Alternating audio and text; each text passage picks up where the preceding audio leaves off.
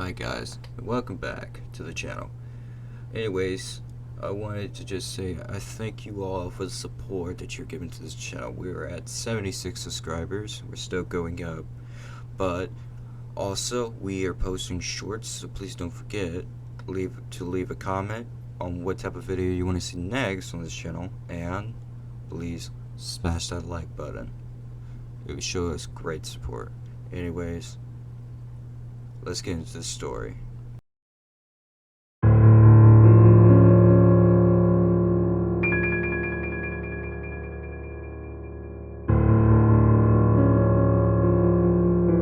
I've been driving with Uber in Arizona for about 2 years. I've had lots of weird passengers, but the one I picked up last Thursday was by far the strangest. I pulled up to the gas station. Outside was a young man, about 20, staring up at the sun. He had a long, greasy black hair, and even though it was over 100 degrees outside, he was wearing a black sweatshirt and black pants. I hope that he was not my passenger, but he began making his way slowly to my car. I say, "Are you Michael?" I asked him, but he did not respond. He just opened the back door and sat down. "Is your name Michael?" I asked again. "Yeah, I'm Michael," he said, talking slowly. He was definitely high or on something. I should have canceled this trip, but I desperately needed the money. The destination popped up. It was about 40 miles away in the middle of the desert. I zoomed in on my map trying to see what was there. It looked like there was nothing but sand. "Where are you heading?" I asked him. "To the desert." Are you sure you put in the right location?" He nodded and closed his eyes. I've had a lot of strange passengers, but this just seemed off. I wondered if I were going to be robbed out in the desert, but that seemed unlikely. I started driving. About 10 miles outside of the town, I turned onto a narrow gravel road, barely wide enough for 2 cars to pass. According to the GPS, I was supposed to follow this road for 20 miles. I didn't see another car the entire way or pass any sign of civilization. Nothing but cactuses on the side of the road.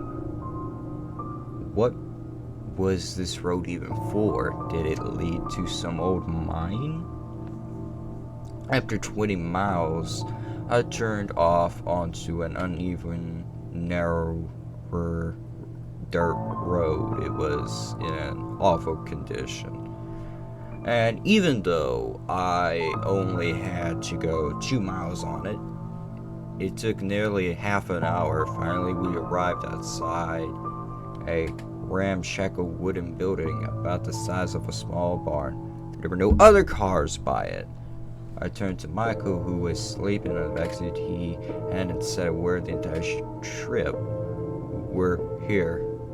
Wherever here was. He did not stir. I gently nudged his arm. No reaction. I felt his pulse. It was there, but faint. Very faint. As I was considering what to do, Michael's phone rang. I answered it. "I see your car."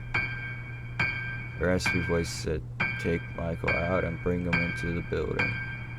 He's sick. He needs to get to a hospital." "No, take him into the building. There is a shaft. Throw him down it." "What?" I said. "Throw him down the shaft?" "We will take care of him." Panicking and terrified, I got out of the car, yanked Michael out. I then sped away, leaving him lying face down in the burning sand. When I was about a half a mile from the building, I saw 3 small figures emerge and drag Michael inside. That was the last time I ever drove for Uber.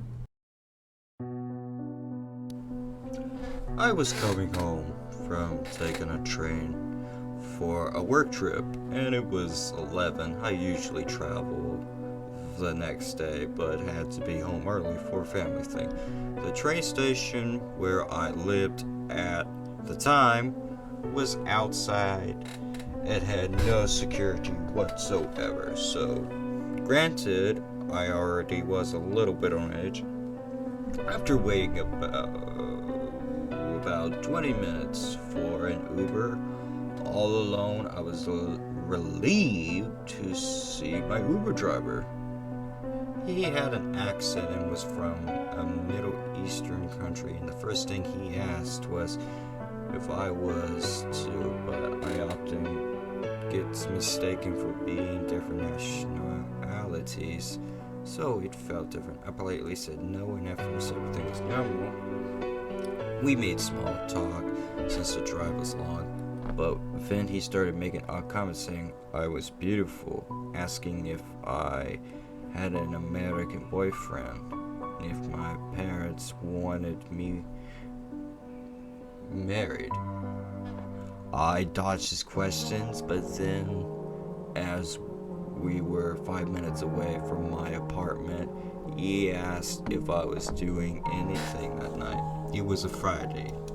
I said no, I didn't plan on it.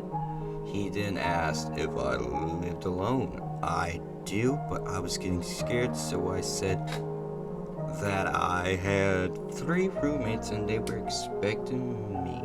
That seemed to make him stop and remain silent the whole ride. I then get notified I had a package. Unfortunately, my apartment would charge if you didn't retrieve the packages after a certain time frame. As soon as we reach my apartment, I get out and use my key card to go to the package room, which was in a separate room from my apartment entrance. I looked outside and he's still parked out front, looking around. The way the apartment works is that you have to go outside to go to the actual entrances. One entrance has stairs, the other, with the elevator, was in the parking garage. I take a deep breath, holding my package to start to run. He gets out and starts to run, chasing me. Using my key card, I make it to the stairs entrance and slam the door and run upstairs. As I get into my room, I looked out my window and saw him still outside in his car, being on the 3rd floor. My lights were on and he looked right at my window and he stayed parked the whole night and then eventually drove away. I reported him on Uber and was extremely cautious the whole week, but I still don't know what he was planning to do, and I am grateful my parents made me do running as a kid. So creepy Uber driver, let's not meet again. So this happened about 4 months ago now, maybe more, but I really don't know for sure. Anyway, I was 19 years old. I turned 20 by now, mid-February, and it was going home from university after classes. I usually take my keys with me, but around this time I had lost them, and my mom was yet to take me to get a new copy. I remember I kept insisting, but she wouldn't listen. So what I did was knock on her door to get my younger brother's attention, so he come and let me in. But my mom also took his keys and just left him there, locked up as well. I asked my brother to pass me my charger from my room, and I called one of my aunties to see if I could go hang out at her place in the meantime. She said yes, and then told me to call an Uber that she'd be paying for as soon as I got there. And that's what I did. Now the Uber didn't pick me up exactly at home, but it was in the house across the street instead. No special reason, it just did. The moment I saw the guy, he gave me kind of a weird vibe. But I also tend to be paranoid every time I so much as hop on a taxi. So I just got in, rolled down the window, and kept it gripped on both of my phones. It All seemed relatively normal until we got to the area where my aunt's workplace was. This was a convenience store at her home in a housing. I think that's what you call it when there's like a private division. I don't know, but condemnium didn't sound right.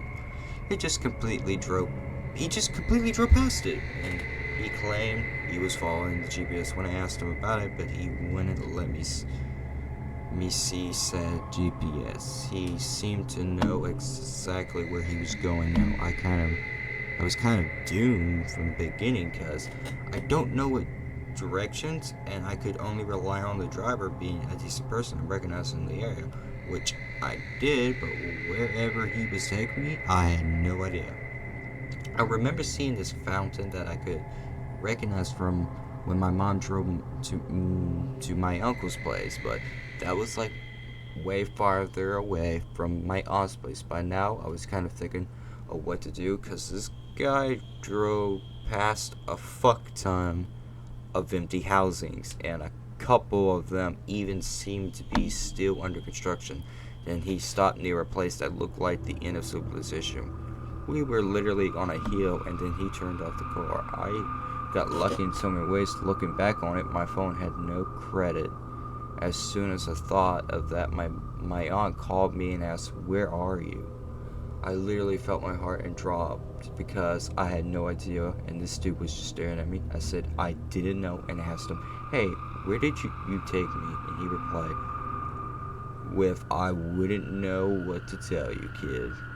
That was enough for me. I grabbed my bag and opened the door real quick, and with a loud, "That's fine," I see myself out, and I hauled ass like I hadn't in a very long time. I remember even being afraid of carrying my backpack on the back in case he chased me and pulled on it, so I was holding it in my hand with my hoodie wrapped around my waist. As soon as I thought of where to hide, I thought of knocking on someone's door, but for some reason that didn't seem safe to me, and at the moment I remember telling my mom not to hang up because he was still following me on the car. Then I saw an empty barren surrounded by concrete walls and a strong bar gate, except that there was enough space under the gate to crawl in, so I literally threw the backpack and then crawled under. There was a huge electrical control box, and I opened it to crouch inside and hide. My aunt's still on the phone. My other aunt and my uncle were all on a call and with each other, putting credit on my phone and asking for my live location for WhatsApp because I had no idea where I was. Literally in the middle of nowhere. I waited there for like 2 hours and this guy wouldn't leave. I even had to pee outside the box and immediately ran back inside. There were even tiny spiders and old honeycombs. So I was also fighting both my arachnophobia and trypophobia. At some point, I'm guessing the guy left and my uncle got there in his truck. He didn't know where I was, so he kept honking and telling me to tell him when I could hear it closer. And then I finally did, and I got out. For a while. I thought maybe this had been a misunderstanding, and I just jumped out of some guy's car like me without even paying him.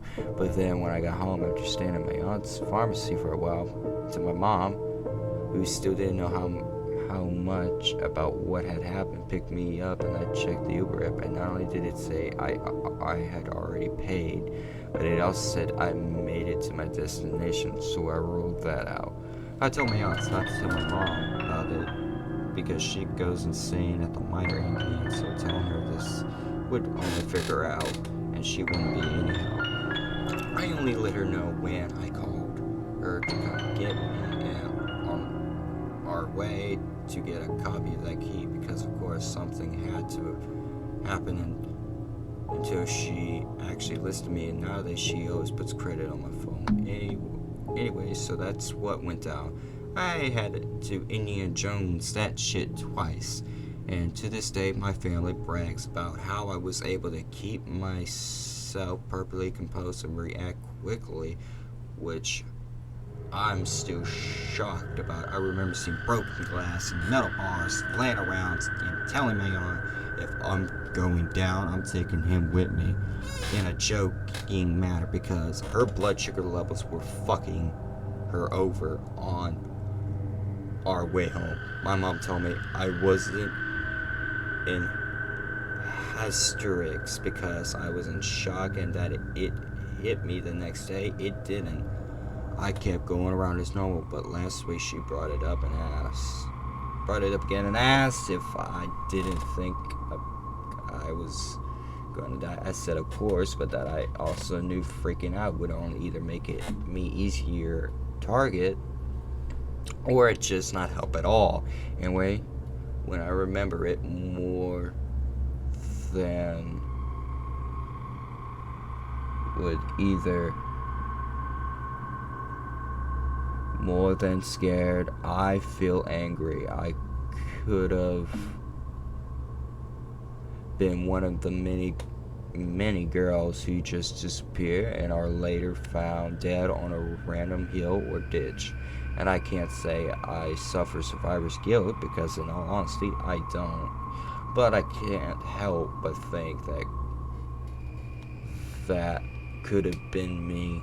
Whenever another kid or teenager is on the news as missing or found dead, it really could have gone terribly wrong. My parents believed this guy was a rookie who maybe felt sorry for me and let me go because if he had wanted to, he could have hurt me with some sort of weapon or just killed me right then and there.